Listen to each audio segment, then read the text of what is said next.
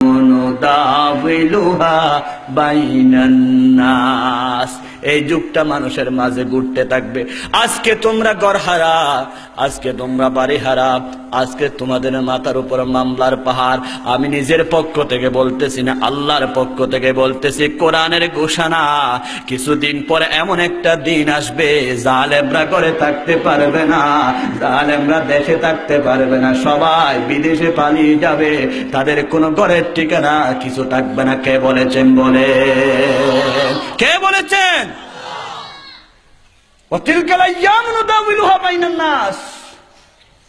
আমাদের মনে প্রশ্ন থাকতে পারে, অনেকজন আমাকে বলে, হুজুর আল্লাহ মনে হয় বেশি জালেমকে পছন্দ করে, আল্লাহ মনে হয় তাদের হাতে ক্ষমতা দিয়ে রাখবে, আর নিবে না মনে হয়। এত শক্তি কেমনে? এত মানুষ মারে, কোনো বিচার হচ্ছে না কেন? মনে মনে প্রশ্ন আছে কিনা? এত কিছু করতেছে, কোনো অসুবিধা হচ্ছে না কেন? দেখলাম না তাদের কোনো বিপদ আসতে কেন হচ্ছে না? মনে হয় আল্লাহ তাদেরকে পছন্দ করে। বিশ্ববাসী, বাংলাদেশের কলিজা ভাঙ্গা মানুষের এই প্রশ্নের উত্তর আল্লাহ দিচ্ছেন, ওয়াল্লাহু লা ইউহিব্বুজ জালিমিন। আল্লাহু আকবার। আল্লাহ জালেমদেরকে কখনো পছন্দ করেন না। কে বলতেছেন? আল্লাহ কখনো পছন্দ। আমার কথা নাকি আল্লাহর কথা? যে আয়াত পড়েছি সেই আয়াতে আল্লাহ কখনো তাদেরকে পছন্দ করেন না। 1978 সনে আল্লাহর প্রিয় মুফাসসির আল্লামা সাঈদী সাহেব যাওয়ার পরে কাবা ঘরের দরজা খুলে গেল, কাবা ঘরের ভিতরে ঢুকলেন, 2 ঘন্টা কানলেন। বাইরে হওয়ার সময় একটা আয়াত দেখলেন, ওয়াকালা রাব্বুকুম উদউনি আস্তাজিব লাকুম। আল্লাহকে ডাকো, আল্লাহ ডাকের সাড়া দিবে। এই আয়াত দেখে আবার ঢুকলেন, আবার কানলেন। কানতে কানতে আল্লাহর কাছে এত বেশি প্রিয় হয়ে গেল, হযরত নূহ আলাইহিস সালাতু ওয়াস সালাম 950 বছরে 80 জন মুসলমান বানালেন। নূহের মর্যাদা অনেক উঁচুতে, কোনো সন্দেহ নাই। নূহ আলাইহিস সালাতু ওয়াস সালামের বালুর সমানও পৃথিবীর কোনো মানুষ হবে না, অবশ্যই নবীর মর্যাদা বেশি। আল্লাহ চাইলে আল্লাহর প্রিয় বান্দাদের থেকে আরো বেশি খেদমত নেয়।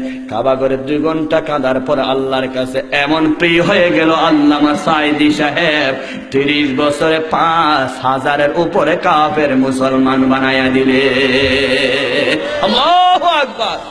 ওরে আল্লামা সাঈদী তিনি হলেন নায়েব রাসূল, সূরতে সিরতে তিনি খোদার মকবুল। 1978 সনের ঘটনা। 2012 সাল, একজন জালেম যিনি মানুষ খুন করেছে কাবা ঘরে গেলেন তওয়াফ করার জন্য। কাবা ঘরে গিয়ে 1 দিন 2 দিন নয়, 1 মাস চেষ্টা করেছেন। 1 দিনের জন্য কাবা ঘরের মাতাফে যেখানে তওয়াফ করে সেখানে নামতে পারে নাই। নামার সাথে সাথে উঠে চলে আসে।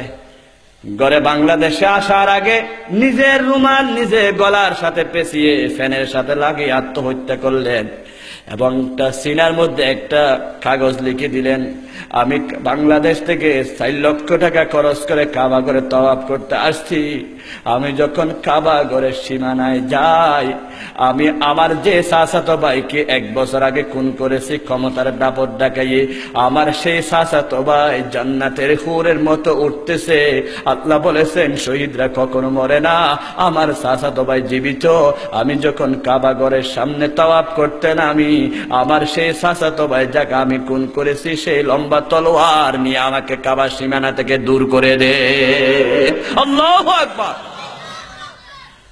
তোমার মতো জালেমে কাবা ঘরে সীমানায় আসতে পারবে না। তুমি ক্ষমতার দাপট দেখাই আমাকে খুন করেছো, আমাকে খুন করো না, আমাকে জান্নাতে পাঠাইয়া দিয়েছো। আমি এখন জান্নাতের পাখি, তুমি জালেমকে আল্লাহ কাবা সীমানায় ঢুকতে দিবে না। আল্লাহু লা ইউহিব্বুজ জালিমিন। জালেমদের জন্য কাবা ঘর হারাম। জোরে বলুন সুবহানাল্লাহ।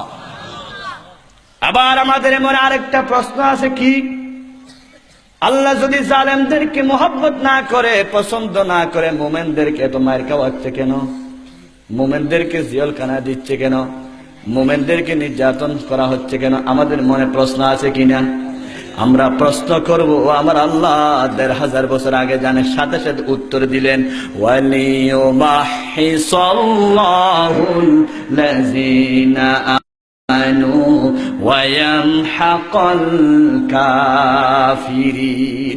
আমি রব্বুল আলামিন দুনিয়ার মানুষরা স্বর্ণ বিশুদ্ধ কিনা, খাঁটি কিনা তোমরা যেমন বাড়ি দিয়ে দেখো, আমি ইমানদার খাঁটি কিনা নির্যাতন দিয়ে মামলা দিয়ে ফাঁসির মঞ্চে গিয়ে কিরকম বক্তব্য দে সেটা দেখার জন্য আমি এই মামলা হামলার ব্যবস্থা করেছি। আল্লাহু আকবার। ইমানদারকে বিশুদ্ধতা যাচাই করার জন্য এই ব্যবস্থা করেছি। ওয়ালিয়ুমাহিসাল্লাহুল্লাযিনা আমানু। বিশুদ্ধ যখন হয়ে যাবে, উলামা একরাম সাক্ষী, আমি হুবহু অনুবাদ করতেছি, ওয়ায়ামহাকুল কাফিরিন। বিশুদ্ধ যখন হয়ে যাবে, এবার কাফেরের আন্ডা বাচ্চা 14 গোষ্ঠীকে আমি জমিন থেকে বিদায় করে দিব। এমন একদিন সময় আসবে বাংলাদেশে ওই জালেমদের আন্ডা বাচ্চা পর্যন্ত একজনও থাকবে না, ঠিক কিনা বলে? ওয়ায়ামহাকুল কাফিরিন, কাফেরদেরকে আমি শেষ করে দিব, জালেমদেরকে শেষ করে দিব। তবে একদিনে নয়। নূহ আলাইহিস সালাতু ওয়াস সালামকে এই পরিণতি পাওয়ার জন্য 950 বছর অপেক্ষা করতে হয়েছে। ইব্রাহিম আলাইহিস সালাতু ওয়াস সালামকে এই পরিণতি পাওয়ার জন্য শত শত বছর অপেক্ষা করতে হয়েছে। একটি দুটি নির্বাচনে, বিনা নির্বাচনে একটি দুটি ক্ষমতা পাওয়ার পরে জুলুম অত্যাচারে ভেঙে গেলে চলবে না। অনেক দিন পর্যন্ত আল্লাহ পরীক্ষা করবে। এই পরীক্ষা ইমানদারকে অবশ্যই অটল থাকতে হবে, কারণ আল্লাহ আগে ওয়াদা করেছেন, ওয়া আনতুমুল আলাউন, তোমরা বিজয়ী, তোমরা অবশ্যই বিজয়ী হবা, কোনো সন্দেহ নাই। মুমিনরা পরাজয় নয়, মুমিনরা হতাশ নয়, মুমিনরা কখনো পর্যন্ত নিশ্চিহ্ন হবে না, পরাজয় হবে না। মুমিনরা কখনো দুনিয়া থেকে যাবে না। আসমান যতদিন থাকবে, জমিন যতদিন থাকবে, ইমানদার থাকবে। ইমানদার না থাকলে আল্লাহ জমিনকে ধ্বংস করে দিবে। আল্লাহ যুগে যুগে জালেমকে ধ্বংস করে, কোন জালেমকে জুতার বাড়ি দিয়ে শেষ করে, কোন জালেমকে ফানি দিয়ে শেষ করে, কোন জালেমকে মশা দিয়ে শেষ করে।